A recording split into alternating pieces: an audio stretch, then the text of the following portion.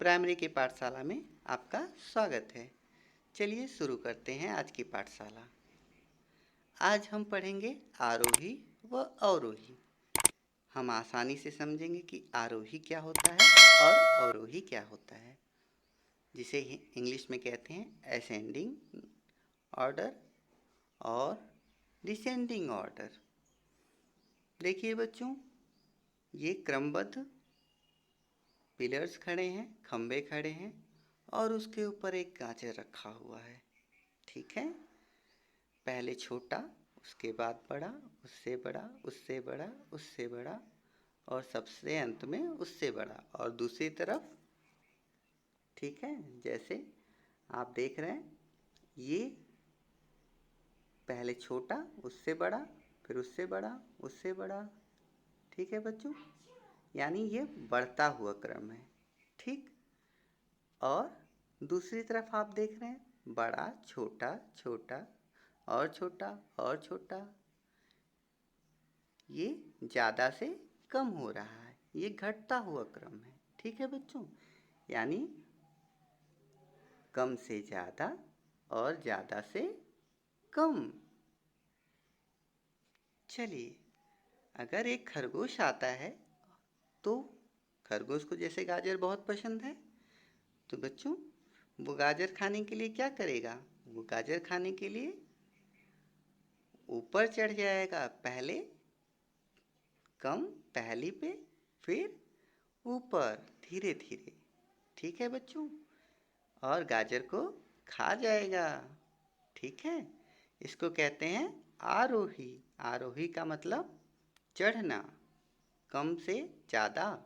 आप कम से ज़्यादा ज़्यादा ऐसे जाएंगे। ठीक है, ये हो गया आरोही। और गाजर खाने के बाद वह उतर जाएगा ना, ऊंचाई से उतरेगा, ज़्यादा से कम, एक एक स्टेप, एक एक कदम नीचे रखता जाएगा। तो इसे कहते हैं अवरोही। ठीक है बच्चों, अब आपको आरोही अवरोही समझ में आ गया। और अगर आपको फिर भी कन्फ्यूजन है तो आप याद रखिए, आरोही जो है वह 3 अक्षरों का है ना, आ रो ही 3 अक्षर है। अवरोही 4 अक्षरों का है, अ व रो ही। तो जब भी आपको कन्फ्यूजन हो कि कौन सा आरोही कम से ज़्यादा होगा कि ज़्यादा से कम, अवरोही ज़्यादा से कम होगा कि कम से ज़्यादा, तो आप ऐसे लिख लेंगे। आरोही गिन लेंगे कि आरोही में 3 अक्षर होते हैं, अवरोही में 4 अक्षर होते हैं। तो आरोही 3 है, अवरोही 4 है। तो आरोही 3 है यानी छोटा है, यानी छोटे से शुरू करना है। अवरोही 4 है यानी बड़ा है, यानी बड़े से शुरू करना है। बड़े से आप किधर जाएंगे? छोटे की तरफ। और आरोही छोटा है यानी छोटे से किधर जाएंगे? बड़े की तरफ। ठीक है बच्चों, क्लियर हो गया? चलिए, आरोही क्रम को इंग्लिश में बोलते हैं असेंडिंग ऑर्डर। इसको दूसरी ओर बोलते हैं बढ़ते क्रम में, कम से ज़्यादा।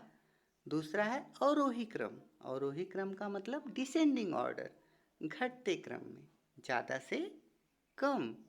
ठीक है बच्चों, अब आपको अच्छी तरह समझ में आ गया होगा कि क्या है आरोही क्रम और क्या है अवरोही क्रम। चलिए कुछ प्रश्न हम हल करते हैं। निम्न अंकों को आरोही व अवरोही क्रम में लिखो। पहला है 5 4 3 2 6 8 9 7 1। आरोही क्रम में लिखने के लिए सबसे पहले सबसे छोटी संख्या हम ढूंढेंगे। सबसे छोटी संख्या 1, उसके बाद 2 3 4 5 6 7 8 और 9। ठीक है बच्चों, जब हम लिख लेते हैं उसके पहले ही हम पूरे अंक गिन लेते हैं। यहाँ सारे अंक 9 हैं, तो जब हम आरोही क्रम बनाएंगे तो हम गिन लेंगे क्या हमारे 9 अंक पूरे हो गए हैं। अगर ऐसा होता है अक्सर कि बीच में एक आध अंक छूट जाते हैं, तो अगर हम अंकों की संख्या गिन लेंगे तो उसे जब आरोही क्रम पूरा करेंगे या अवरोही क्रम पूरा करेंगे तो हम अंकों की संख्या गिनकर देख सकते हैं कि हमने सारे अंक लिखे हैं या नहीं। जब आपने आरोही क्रम पूरा कर लिया, ठीक है, आपने आरोही क्रम कर लिया, अवरोही क्रम में इसका उल्टा कर देना है, ठीक है।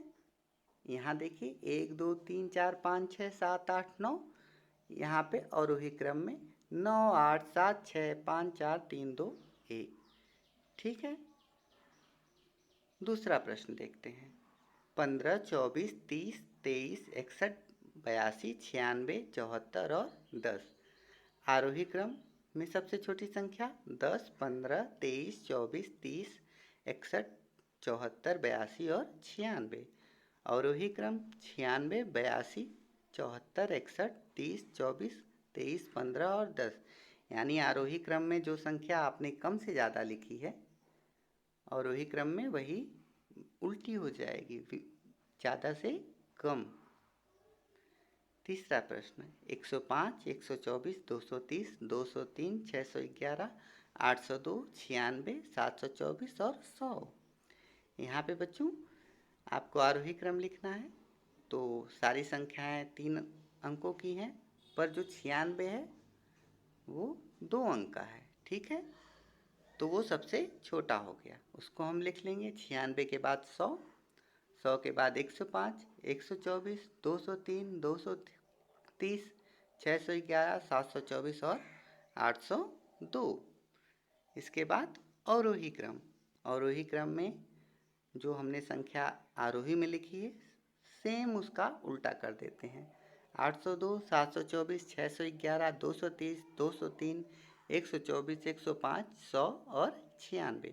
आशा है बच्चों कि आपको अब आरोही व अवरोही क्रम में कोई दिक्कत नहीं होगी, और जब भी आपसे पूछा जाएगा आप आसानी से उसको लिख लेंगे। Thank you.